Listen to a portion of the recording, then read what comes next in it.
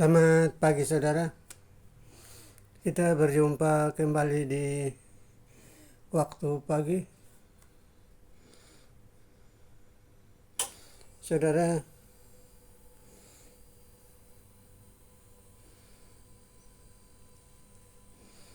kita berjumpa lagi di waktu pagi ini, hari Minggu. Saya menjumpai Anda di siaran ini. Saudaraku, ada suara yang berseru-seru di padang gurun. Ungkapan yang berseru-seru di padang gurun, luruskanlah jalan bagi Tuhan, adalah nubuatan Nabi Yesaya. Yesaya 40 ayat yang ketiga yang digenapi oleh Yohanes Pembaptis. Nabi besar yang disebut Yesaya melalui suara yang berseru-seru di padang gurun. Saudaraku, bunyinya digenapi oleh Yohanes Pembaptis untuk mempersiapkan jalan Yesus Kristus. Ini melambangkan panggilan yang bertobat. Saudara, suara ini memanggil yang bertobat. Nabi besar Yesaya melalui nubuatannya, suara yang berseru-seru di padang gurun, luruskanlah jalan bagi Tuhan. Ratakan yang belum rata, dan yang berliku-liku itu diluruskan, karena Tuhan segera datang. Itu adalah nubuatan Nabi Yesaya di Yesaya 40 ayat yang ketiga, melambangkan panggilan untuk bertobat, meratakan jalan yang berbengkok-bengkok, berliku-liku, dan mempersiapkan hati menerima Tuhan Yesus. Itu maksudnya saudara. Jadi kalau ada orang Kristen yang mengaku Kristen, bikin rumah gedung yang mewah, tinggi, tetapi belum menerima pertobatan dari sejak lahir. Sejak lahir itu ia sampai bertumbuh secara fisik, badan menjadi besar, dan dia belum menerima pertobatan.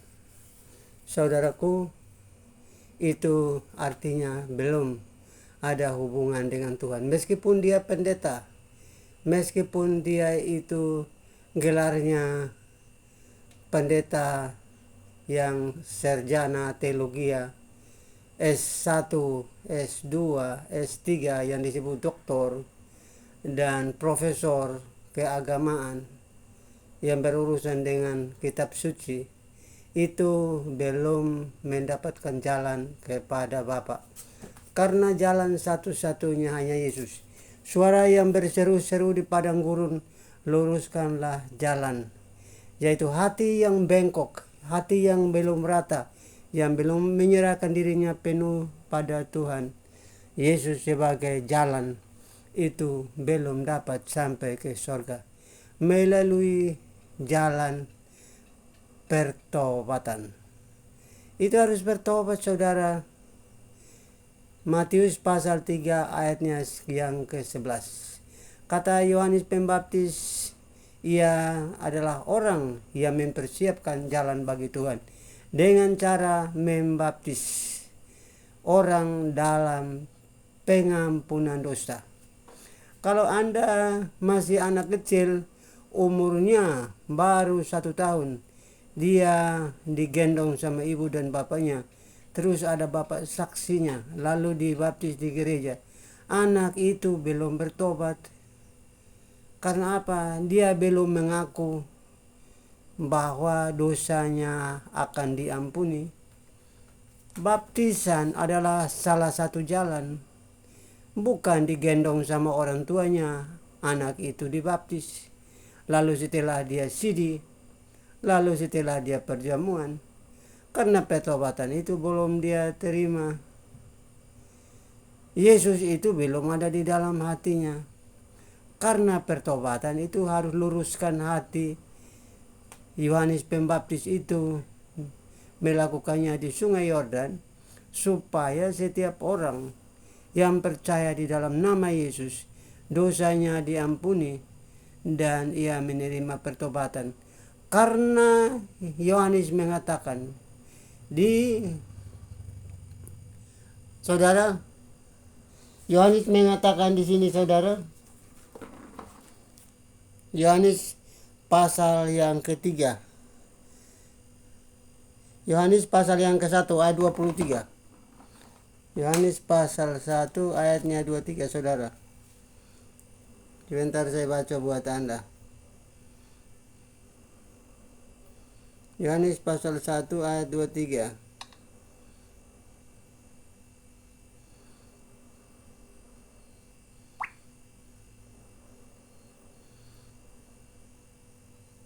Lembah ditimbun, ditinggikan yang berlubang-lubang jalan bagi Tuhan, yaitu hati Anda harus lurus. Yang kemarin suka pencuri, yang kemarin suka ngerampok, yang kemarin tukang omong kosong, yang kemarin merebut barang orang lain, itu saudara harus bertobat. Jangan lagi melakukan itu. Yohanes sendiri yang adalah orang yang disiapkan Tuhan melalui Zakaria, Elizabeth mengandung dan melahirkannya. Saudara, itu adalah tanda ia adalah orang yang mempersiapkan jalan bagi Tuhan supaya umatnya kembali kepada Tuhan dengan cara baptisan, mengaku dosa, maka dosa diampuni pada saat ia akil balik atau dia mengerti tentang apa artinya dosa.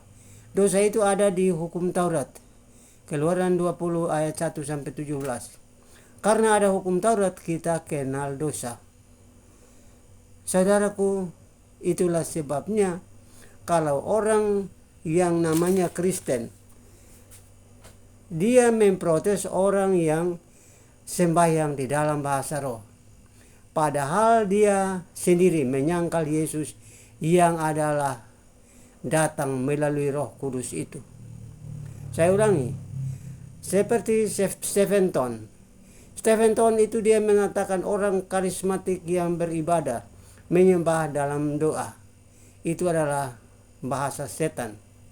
Stephen Ton itu telah menyakiti hati Tuhan karena dia jadi hakim atas dunia ini dalam hal menyampaikan firman Tuhan. Luruskanlah jalan adalah bagaimana caranya hati kita lurus kepada firman Allah, yaitu Yesus itu sendiri. Firman itu adalah Yesus. Semua nubuatan yang telah dilakukan oleh nabi-nabi besar, mulai dari Musa, Yesaya, Daud, Yoel, Amos, Obadya, Mika, semuanya itu berbicara tentang kedatangan Mesias ke dalam dunia. Tujuannya adalah pengampunan dosa, karena dia adalah anak domba Allah yang menghapus dosa dunia. Itulah sebabnya saudara, jikalau orang seperti Stephen Ton mengatakan orang karismatik itu berbahasa roh adalah bahasa setan, maka Stephen Ton itu adalah setan yang benar di situ. Saya ulangi saudara, supaya jangan membanggakan orangnya, tetapi firman Tuhan itu. Jangan karena Stephen Ton keliling dunia, dia berkhotbah ke sana dan kemari, mengerti segala bahasa. Akan tetapi makna daripada pelayanan itu adalah melayani Tuhan, bukan karena manusia. Tuhan itu datang dengan berbagai cara, melalui puji-pujian orang lain bertobat, melalui saudara doa orang lain bisa bertobat, melalui saudara nasihat orang lain bisa bertobat. Tuhan menggunakan segala cara untuk memberikan jalan keluar kepada umatnya. Nubuatan, bahasa roh, dan juga pemberitaan Injil kerajaan Allah. Semuanya itu adalah bagian-bagian dari pelengkap akan kemurahan Tuhan. Dengan cara penyampaian kepada orang lain, mereka bertobat, menerima Yesus sebagai Tuhan, Juru Selamat umat manusia. Itulah sebabnya saudara, kalau Anda yang katanya melayani, tetapi Anda menghujat orang lain, bukan firman Tuhan yang Anda sampaikan. Saya baca ulang lagi saudara. Matius pasal 3 ayat yang ke-11. Anda mengaku Yesus, katanya Anda gereja pertama. Yesus adalah pengantara antara manusia, saya, Anda dengan Tuhan. Tidak ada pengantara lain-lain dimanapun. Hanya satu-satunya. Kalau ada orang lain yang mengatakan pengantara itu melalui nama lain, bukan nama Yesus, orang-orang itu adalah orang penyesat. Meskipun dia gereja sebelum ada Protestan, ada yang disebut dengan gereja belum ada itu Betel, belum ada itu Pentakosta, belum ada sidang jemaat Allah yang berbicara di dalam nama Bapa, Anak, dan Roh Kudus. Gereja-gereja itu yang tidak menerima pertobatan, maka itu gereja palsu dan melayani dirinya sendiri. Saudara, sekarang harus dibuka, tidak boleh ditutup-tutupi lagi. Saya memberitahu kepada Anda, pendeta-pendeta yang besar di Indonesia ini, yang buat gedungnya mewah, menampung orang sampai ribuan, tetapi semuanya itu adalah ajaran sesat. Sebab tidak menuruti apa yang disampaikan oleh Nabi Yesaya, suara yang berseru-seru di padang gurun. Luruskanlah jalan bagi Tuhan. Baru digenapi oleh Yohanes Pembaptis melalui baptisan di dalam air. Karena baptisan di dalam air adalah baptisan untuk kematian. Saya ulangi, baptisan yang keluar dari dalam air adalah baptisan terhadap dosa. Karena harus mati bersama-sama dengan Kristus di dalam kematiannya, bangkit bersama Kristus dalam kemuliaannya. Itulah saudara, jangan ikutin orang seperti Stephenson, tukang tipu. Firman Tuhan diputar. Firman Tuhan itu diputar saudara, sehingga banyak orang tersesat di jalan Tuhan. Sebenarnya jalan yang mereka lakukan adalah jalan untuk dirinya sendiri, bukan menuju kepada jalan kepada tujuan, yaitu kerajaan Allah. Kerajaan Allah adalah Kristus itu sendiri. Saudara, kalau Anda mengatakan bahwa Anda mengenal Kristus, maka Anda harus mengenal Bapa yang tidak kelihatan itu. Karena yang menciptakan langit, bumi, laut, dan segala isinya adalah mulanya firman Tuhan. Dengan firman Tuhan, Tuhan itu menjadikan alam semesta. Saudara, dengan firman Tuhan, karena Tuhan itu T, U besar, H besar, A besar, dan N besar, itu menunjukkan adalah Tuhan yang menciptakan langit dan bumi adanya. Dia baru bisa menampakkan diri atau menyatakan diri sama serupa dengan gambarnya adalah kita baru tahun Masehi, tahun 1, sehingga sudah menjadi 2026 tahun. Saudara, kalau jadi pembicara yang mendapat gelar doktor, profesor, ilmu agama, dan Anda menyesatkan banyak orang karena kumpulan uang buat gedung mewah, dan letaknya harus di depan, dan Anda menyesatkan banyak orang. Karena bertobat itu harus ada tandanya. Saya ulangi, bertobat itu harus ada tandanya, yaitu baptisan. Kalau dibaptis di dalam nama Bapa dan Anak dan Roh Kudus, maka waktu Yesus itu hidup seperti apa, kita pun harus sama seperti itu. Hukum Taurat itu digenapi oleh Yesus, dan Yesus itu adalah hukum Taurat itu sendiri. Dia datang bukan untuk merubahnya, tetapi dia datang untuk menggenapi dengan membawa darahnya sendiri, yang adalah korban dan persembahan yang kudus. Sebab dia adalah imam besar yang masuk satu kali ke dalam dunia ini. Ibrani pasal 7 ayat yang ke-18 sampai dengan ayat 28 dan ayat seterusnya. Saudaraku, bahwa korban dan persembahan yang sesungguhnya bukanlah kambing, bukanlah domba seperti waktu keluar dari tanah Mesir, tetapi ia membawa darahnya sendiri, supaya genaplah seluruh firman yang diucapkan oleh nabi-nabi, bahwa pertobatan itu harus ada, sehingga ada jalan bagi Tuhan demi keselamatan umat manusia. Karena Yohanes 3 ayatnya yang ke-16, barang siapa menerima anugerah, karena begitu besar kasih Allah akan dunia ini, sehingga ia telah mengaruniakan anaknya yang tunggal, supaya setiap orang yang percaya di dalam namanya tidak binasa, melainkan beroleh hidup yang kekal. Di sini bukan hidup di dunia saja yang Anda rebutkan. Itu biasa.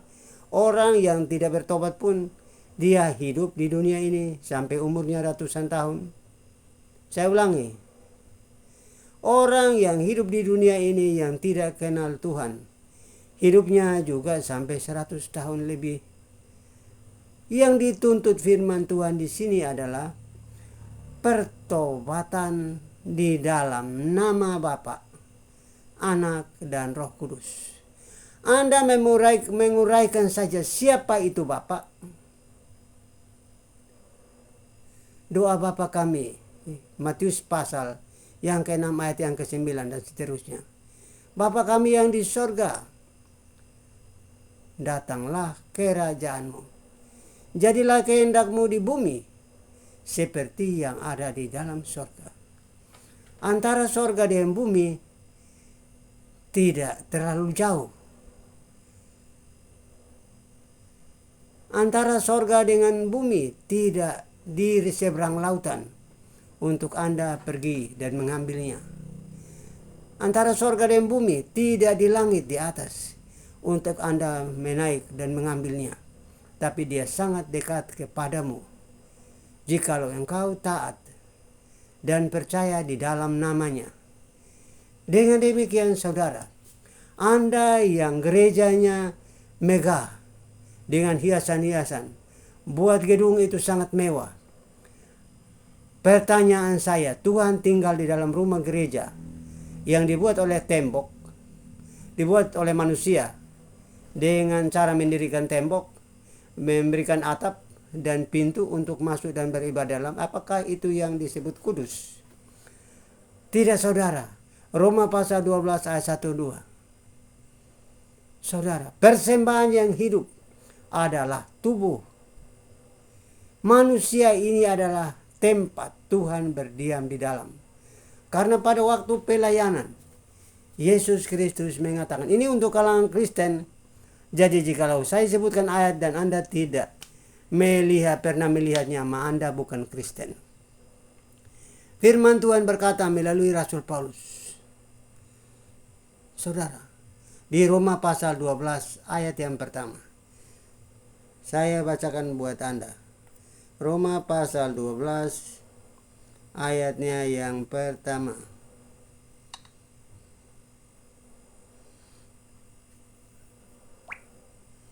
Sebentar saudara. Roma pasal 12 ayatnya yang pertama.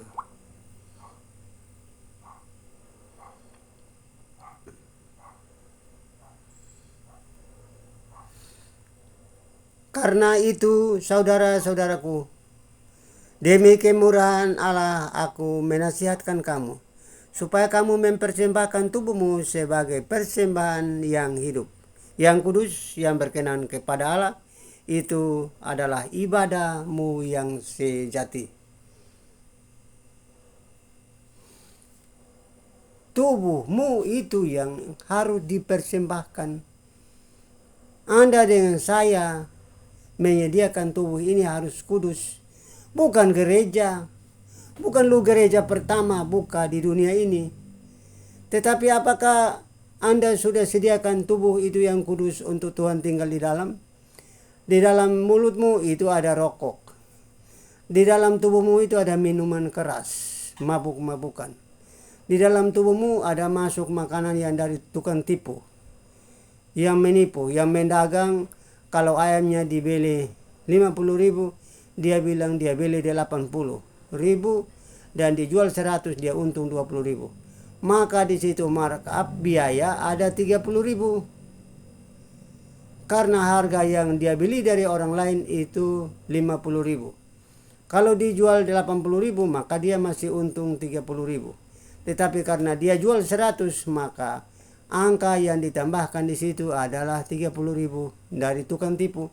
Dia makan itu makanan di perutnya itu tidak kudus karena tukang tipu. Itu tujuannya begitu. Tubuh itu harus kudus. Jangan masukkan sesuatu yang tidak kudus ke dalam bait Allah atau Tuhan itu punya tempat. Karena Tuhan punya tempat ada di dalam dirimu sendiri. Ini banyak orang Kristen keliru, salah menafsirkan dari pendeta yang modelnya ke Stephenton. Saudara, firman Tuhan itu tidak diikuti dengan benar. Dia cara khotbahnya mengambil ayat yang lain yang sesuai dengan apa yang dia lakukan. Sementara yang dituntut Tuhan sebagai tempat Tuhan berdiam itu ada di dalam hatinya yang harus kudus. Hati itu harus kudus karena firman Tuhan itu kudus. Pada waktu malam Yesus mengadakan perjamuan. Ia mengambil roti dan memecah-mecahkan dan memberikan kepadanya. Inilah tubuhku, kamu makan untuk mengingat akan aku. Setelah itu ia mengambil cawan dan memberikan kepada murid-muridnya. Inilah cawan perjanjian baru, kuadakan dengan kamu. Kamu minum ini supaya menjadi tanda bagiku. Jadi darah dan tubuhnya adalah merupakan lambang yang masuk ke dalam tubuh Anda dan saya. Harus kita kudus. Jikalau kita, Anda dan saya, kita kotor, maka Tuhan tidak tinggal di dalam kita. Hanya kita yang berkuar-kuar supaya didengar orang. Katanya percaya Tuhan Yesus, tetapi isinya itu tidak ada. Hanya untuk menyenangkan hati melalui poles-polesan bibir saja. Merangkai kata dan kalimat, model puisi dan pantun. Tapi semuanya itu hanya tipu belaka untuk mencari keuntungan sebesar-besarnya. Saya ini petani saudara, saya bukan pendeta. Mau cari bahagian, cari keuntungan dari apa yang disebut firman Tuhan. Saya punya kesempatan, waktu untuk berbicara dengan Anda. Di pagi ini, hari Minggu, bulan Februari tahun 2026. Yesus hadir di dalam dunia secara kasat mata sudah 2026 tahun.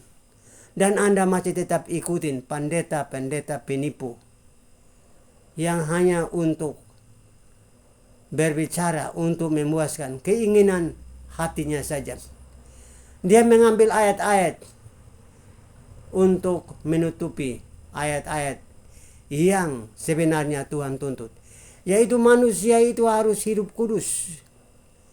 Mulut itu tidak boleh keluar kata-kata yang menyakiti hati orang.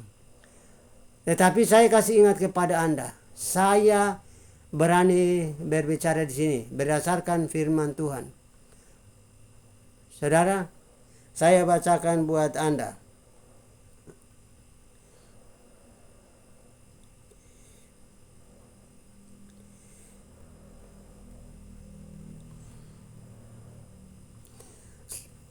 Dua Timotius pasal 3 ayatnya yang ke-16. Kata Rasul Paulus, segala tulisan yang diilhamkan Allah memang bermanfaat untuk mengajar. Jadi saya bicara di sini bukan karena pendeta, saya petani, saya kasihan Anda yang selalu tipu-tipu buat makan di perut. Segala tulisan yang diilhamkan Allah memang bermanfaat untuk mengajar, untuk menyatakan kesalahan, untuk memperbaiki kelakuan, dan untuk mendidik orang dalam kebenaran. Apa yang Anda didik dalam kebenaran? Saya mau tanya Anda, pernahkah Anda menceritakan bagaimana struktur tubuh manusia dari kaki sampai di kepala? Tujuannya buat apa anggota-anggota tubuh ini ada? Saudara, kasih tahu orang tanda pertama kali Anda mau menuju mendaftarkan nama menjadi anggota kerajaan Allah.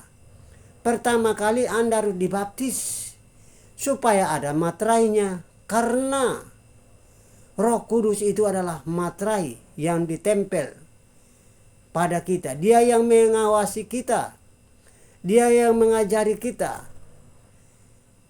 apa-apa saja yang kita lakukan untuk memenuhi kebutuhan hidup ini dan kebutuhan rohani kita, yaitu memuliakan nama Tuhan dengan hidup kita. Saudara, itulah sebabnya jangan Anda coba-coba mau bermain tipu-tipu di media internet, karena waktunya sudah hampir dekat. Tuhan Yesus datang. Anda lihat perang ada di mana-mana, dan Israel adalah sebagai pemegang kunci kemenangan karena Tuhan yang berperang menggantikan orang Israel itu. Anda melihat dari gunung kiri kanan tentara Iran itu ada di lembah. Bagaimana mungkin peluru yang ditembakkan dari tempat yang tidak kelihatan musuhnya, tetapi peluru itu turun seperti dikirim oleh orang yang datang langsung ke lokasi kejadian perkara.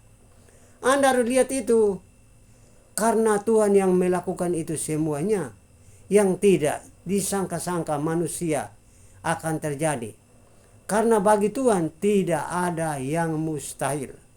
Ya saudara, Anda mendengarkan itu, saya kasih tahu pada Anda, Tuhan adalah pegang kendali untuk alam semesta ini. Jangan jadi tukang tipu-tipu. Bicara kepada jemaat itu harus terus terang dan lurus. Jangan karena gaji. Jangan takut makan. Kalau melayani jalan kaki itu tidak menjadi soal. Naik motor, terima kasih. Naik mobil, puji Tuhan. Kalau naik pesawat, terbang ke sana kemari, itu karena kemurahan Allah, untuk kemurahan Tuhan, untuk melayani orang yang lumpuh, yang tuli, yang buta, yang tidak mendengar. Mereka akan membuka mata dan melihat firman Allah, firman Tuhan yang benar. Saudara, jangan merangkai kata-kata dan kalimat seolah-olah semua jemaat datang ke situ hanya untuk mendengarkan polesan bibir itu, tetapi tujuan keselamatan tidak ada pada jalan yang Anda tunjukkan kepada orang lain. Harus dibaptis di dalam nama Bapa, Anak, dan Roh Kudus. Baptisan itu mati bersama Kristus di dalam air. Di dalam air, sehingga kita mati bersama dengan Kristus, bangun dari air, bangun dalam kemuliaan. Roh Kudus akan bekerja dan hati Anda akan taat kepada Tuhan, bukan taat kepada manusia. Manusia adalah yang kelihatan dengan mata, sementara Tuhan tidak kelihatan dengan mata. Melalui firman-Nya kita baca, kita melihat, merenungkan pagi, siang, dan malam, sampai Tuhan Yesus datang kembali. Itulah pagi ini saudara, saya bertemu dengan Anda di siaran ini. Mudah-mudahan melalui siaran pendek ini, pendeta-pendeta yang poles bibirnya dengan rangkai kata-kata yang cantik-cantik, yang indah-indah untuk menarik perhatian jemaat, tetapi sesungguhnya belum sampai tujuan, karena tujuannya adalah pertobatan. Yesus adalah kudus, anak Allah yang hidup, dan dituntut bagaimana waktu Yesus hidup, Anda harus sama seperti Yesus waktu hidup. Tidak kedapatan cacat dan celah. Ini sangat berat bagi Anda dan saya, tapi kita akan usahakan. Kita usahakan supaya hidup sesuai dengan firman Tuhan. Itulah sebabnya saudara, kita dituntut. Tantangannya adalah kita berangkat kerja, pulang kerja, banyak tantangan. Baik diri kita sendiri maupun keluarga kita dan orang lain. Itulah yang kita harus jaga baik-baik. Saya ulangi saudara, tantangannya yang tersedia di depan mata, diri kita sendiri. Bagaimana kita bisa atasi mata, mulut, telinga, seluruh anggota tubuh kita harus digunakan untuk memuliakan Tuhan. Itu yang berat. Tantangannya tiap hari itu. Tetapi Anda jangan takut. Kalau waktu sakit, bukan karena datang sendiri, tetapi itu adalah benda uji. Karena baptisan itu baptisan air, baptisan roh, dan baptisan api. Anda mau terima baptisan air dan terima baptisan roh, tapi baptisan api Anda tidak mau. Karena tubuh ini berasal dari debu dan tanah, dan memang dia akan mengalami apa yang disebut dengan tanah itu. Kita harus berjuang sampai waktu di mana Tuhan tentukan kemurahannya bagi kita. Itulah sebabnya harus lurus saudara, jangan bengkok-bengkok. Kalau pendeta kok bikin bengkok-bengkok, bicaranya hanya yang bagus-bagus, yang enak-enak. Tetapi jalan menuju kepada kerajaan Allah itu masih jauh dari panggangan. Karena harus kasih tahu, siapa si Bapa itu yang ada di sorga? Siapa si firman itu? Siapa si Roh Kudus itu? Di Kejadian pasal 1, ini saya mau tutup dengan Kejadian pasal 1, ayat 26. Berfirman Allah, baiklah kita jadikan manusia sesuai dengan gambar dan rupa kita, supaya mereka berkuasa atas ikan-ikan di laut, burung-burung di udara, dan segala binatang yang ada di atas muka bumi. Artinya kekuasaannya ada di tangan manusia. Manusia dituntut supaya hidup menjadi wakil. Karena dosa maka tidak bisa mendapatkan bagian yang disebut wakil itu. Firman itu datang memberikan kekuatan bagi kita, sanggup melakukannya dengan darahnya yang tertumpah di kayu salib, yang mati. Karena tubuh ini harus mati, harus masuk ke dalam tanah, supaya yang nanti bangkit itu adalah yang mulia. Contoh, orang yang tidak pernah bertani, dia tidak akan tahu apa yang disebut dengan kemuliaan. Tubuh kemuliaan itu harus seperti biji jagung yang Anda tanam di dalam tanah, bijinya yang ditanam. Yang tumbuh bukan bijinya tapi tunasnya. Itu yang disebut kemuliaan. Tunasnya yang tumbuh menjadi besar. Dia akan menghasilkan buah untuk dinikmati banyak orang. Yang mulia itu adalah tubuh ini adalah tubuh yang dari makan dan minum dari tanah, dan dia akan kembali ke tanah. Tetapi ada yang bangkit adalah tubuh kemuliaan. Kalau Anda tidak dibaptis, bagaimana Anda bangkit?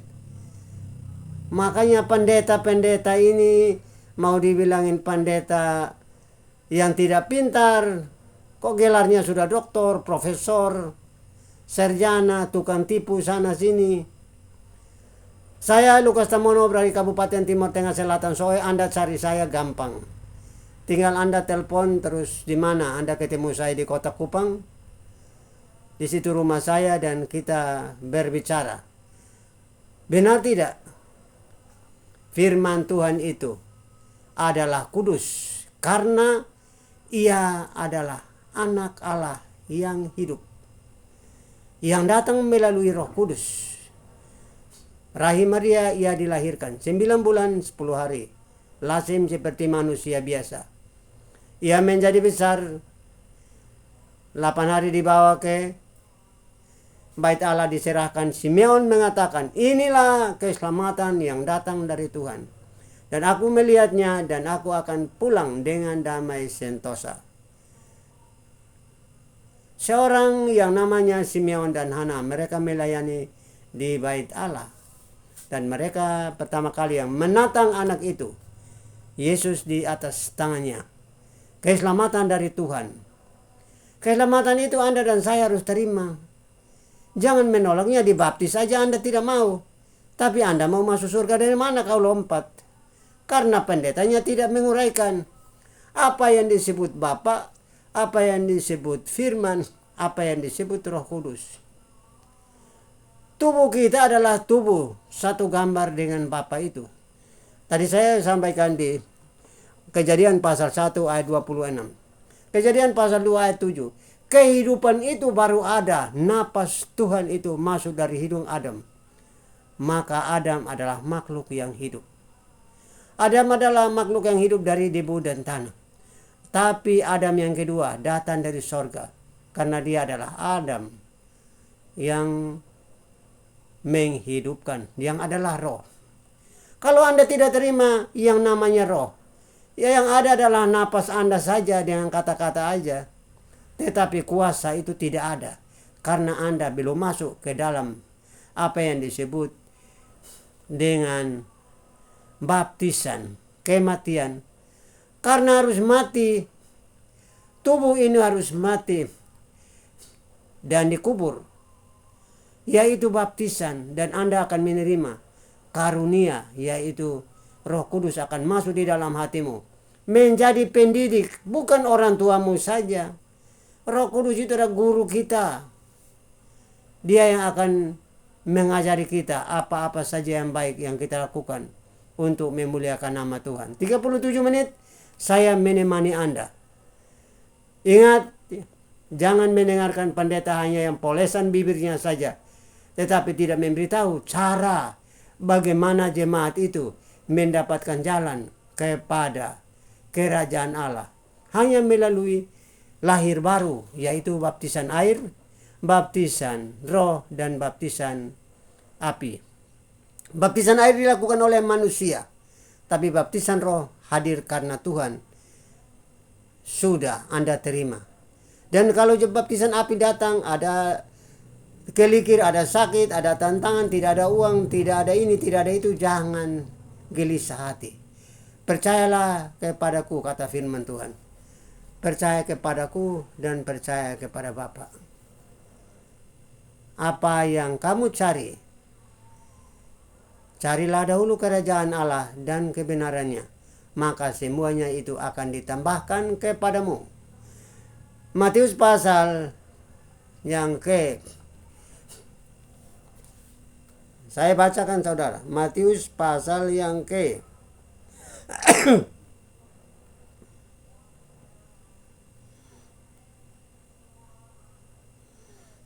tetapi carilah dahulu kerajaan Allah dan kebenarannya, maka semuanya itu akan ditambahkan kepadamu. Saya turun satu ayat lagi. Saya turun 2 ayat. Sebab itu janganlah kamu khawatir dan berkata, apakah yang akan kami makan, apakah yang akan kami minum, dan apakah yang akan kami pakai.